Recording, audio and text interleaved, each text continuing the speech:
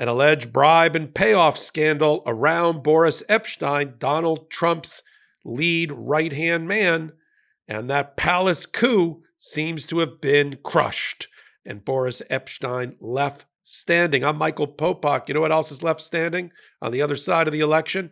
Legal AF, the YouTube channel. Thanks for being here. Hit the free subscribe button. And I'm at the intersection. Let's get to it. Boris Epshteyn, closest of close confidants of Donald Trump. He's the one that took over primarily for Michael Cohen after Michael Cohen infamously went to jail to try to protect Donald Trump. Boris Epshteyn took over. He's that tall, sweaty, shadowy figure you often seen sitting at counsel table during arraignments. He's the one that selected the criminal defense team for Donald Trump primarily. He came up with the bright idea of Matt Gaetz. He's gotten sideways with people like Elon Musk. And in the last couple of days, and I did this reporting, there was allegations based on an internal investigation conducted by the general counsel for the Trump transition team or campaign, Paul Warrington, in which the allegations were that Boris was doing pay to play, that he would ask for large consulting fees or money, hundreds of thousands of dollars, for people that wanted to do business with Donald Trump or be in his cabinet. He would only recommend people, the allegations went, that were willing to grease the palms of Boris Epshteyn. And so the general counsel, having heard some of these allegations from people that were considered for Donald Trump's cabinet, went into overdrive to do an internal investigation. That leaked out.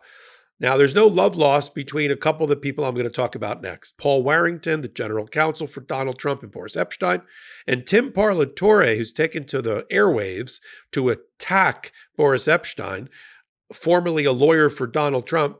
And these two sort of come together in this story right now. Paul Warrington wanted a promotion in the administration to go from campaign general counsel to White House general counsel or White House counsel. It's a big promotion. It's a big job. But that didn't go to Paul Warrington. It went to Bill McKinley of the Republican Party, and MAGA. He's taken over as the lawyer for the president as the White House counsel. That's based on recommendations of Boris Epshteyn, the same Boris Epshteyn that Warrington is investigating as to whether he's operating an illegal kickback pay-to-play scheme. Now enter Parlatore. Parlatore made it be known back in May of 2023 when he was representing Donald Trump as the lead lawyer in the Mar-a-Lago case that he was going to leave and quit the case and quit the client and fire Donald Trump because Boris Epshteyn was interfering with Tim Parlatore's independent judgment about how to interact with the Department of Justice, and that he was effectively helping to hide documents on behalf of Donald Trump. And we have a clip from CNN in the interview back in May 2023 setting up this knife fight between Parlatore and Boris Epshteyn going back all the way to May 2023. Let's roll the clip. When I am getting into fights like that, that's detracting from what is necessary to defend the client, and ultimately was not in the client's best interest, so I made the decision to withdraw. Infighting is certainly nothing new in Trump world. Is there any specific incidents of something that he did to, as you say, prevent you from being able to properly represent your client?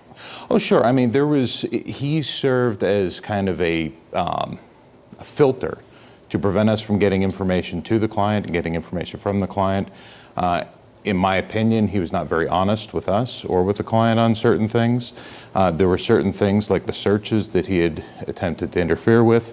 And then more recently, as we're coming down to the end of this investigation where Jack Smith and ultimately Merrick Garland is going to make a decision as to what to do, as we put together our defense strategy to help educate Merrick Garland as to how best to handle this matter, he was preventing us from engaging in that strategy.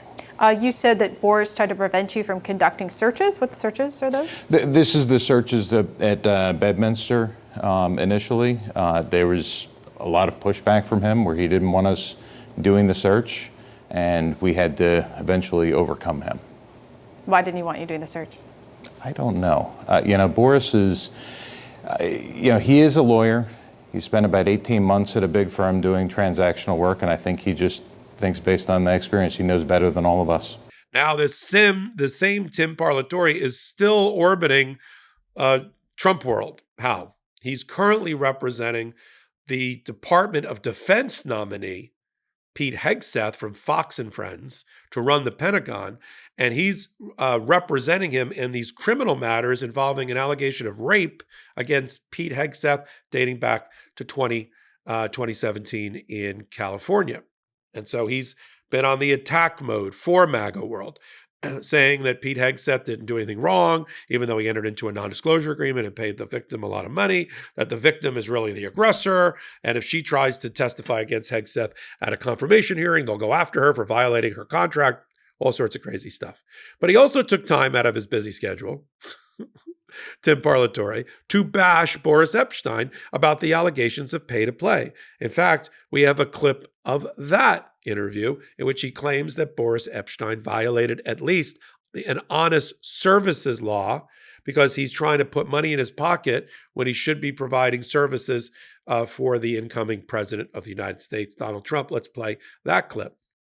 And so, reading the allegations that came out today, I'd like to say that they surprised me, but the reality is that they don't. They maybe surprised me with the scope and the brazenness of it, and the fact that he, really does believe that at this point he's gotten to the point where he really is untouchable. But I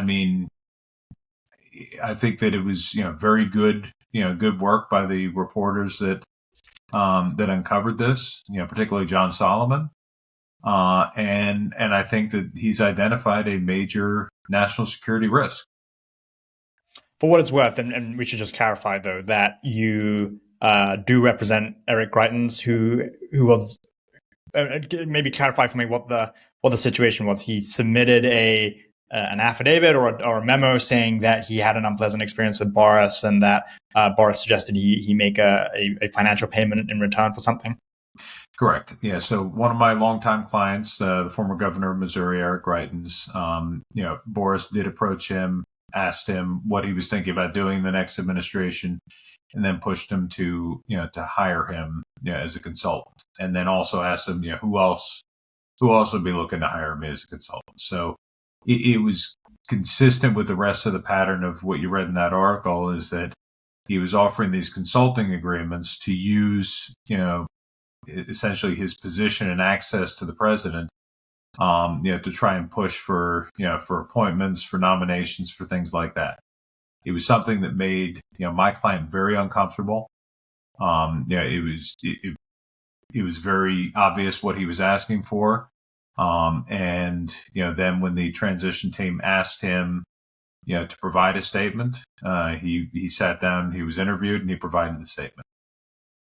But we should also clarify that it's not illegal to do that, and in fact, it's fairly commonplace in Washington for people close to a president to lobby on behalf of potential or prospective clients. I'm going to disagree with your legal conclusion there. Okay.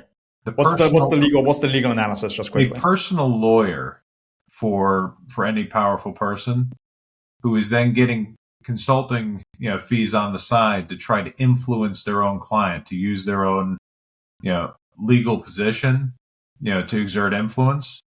I think that is illegal. It certainly is a violation of the ethical rules. I think that there's an honest services fraud argument to be made here. I do think that based on what I've read, and I haven't sat down and gone through the statutes, but to simply say that there's that this is not illegal, it violates numerous ethical rules, and I believe that it could violate some criminal laws as well. What does it all mean? It all means that for now, Boris Epshteyn has survived. Does he make it all the way to the White House? I'm not so sure about that. You notice that with this whole gaggle of announcements about who's going to be in Donald Trump's White House, in administration, in appointed positions, in cabinet positions, and things that need Senate confirmation, that don't need Senate confirmation, who are going to be special advisor to the president, who are going to be a White House chief of staff or deputy White House chief of staff or assistant deputy White House chief of staff. You know whose name's missing so far? Boris Epshteyn. Now, Boris Epshteyn is indicted. Did I leave that out? He's indicted in Arizona for election interference. He was an unindicted co-conspirator in the D.C. election interference case against Donald Trump. Still could be indicted by a Department of Justice, but not the incoming one, of course. And yet, and for now, remains a shadowy behind-the-scenes figure who didn't make his way all the way over to the White House. Does he get left behind kind of like Moses into the promised land? Or Michael Cohen, who Michael Cohen was very upset. We know he's said it on his own podcast and on the Midas Touch Network. He was very upset when he didn't get brought over to the White House and join the administration. He wanted to be White House counsel. Of course, he didn't accomplish that. Or is that what we're watching? Sort of like when JFK dropped Frank Sinatra when he got elected, and Frank could never go to the White House ever again because of alleged ties to organized crime. Is that what's going on with Boris? I mean, Donald Trump can put him in a non-Senate confirmation position. He can force down our throats a top secret security clearance, because the presidents can do that without having a real background check. We know he probably never passed one. But why hasn't he been named yet to anything? I think he wants the flexibility. He wants the flexibility to have the job of his choice. He obviously doesn't want the White House counsel position. Maybe he'll be deputy White House counsel. Maybe they'll stash him in the Department of Justice. He is a lawyer in a place that doesn't need Senate confirmation. Maybe what he's been angling for is he wants to be special envoy to solve the Russia-Ukraine war. He's got no experience in diplomacy. He barely was a lawyer. All he's been is Donald Trump's henchman and cleanup guy and Michael Clayton, for the last, 5 or 6 years. I think he wants some sort of diplomatic path to the Nobel Prize or something. But we'll have to keep an eye on Boris Epshteyn. All I can tell you here on this hot take is the palace coup intrigue thing is over. It seems to have been crushed, and that Donald Trump doesn't particularly like when the media runs with a story against one of his aides. And it looks like in the war between Paul Warrington, the general counsel who did the internal investigation, and Boris Epshteyn so for right now, Boris Epshteyn remains on the inside and Paul Warrington remains on the outside. And we'll continue to follow it. You got to keep an eye on Boris Epshteyn. He is a puppet master for Donald Trump. Many of the selections that you're seeing are coming out of the fevered mind and wet dream of Boris Epshteyn. And we'll follow it right here on Legal AF. Hit the subscribe button.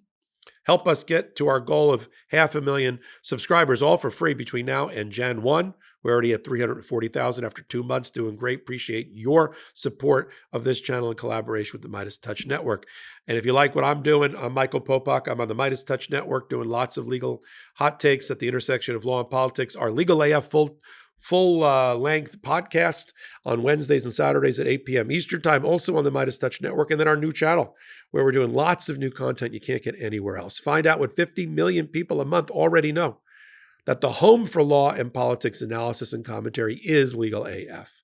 Until my next contribution to anything Legal AF, I'm Michael Popok, and I am reporting.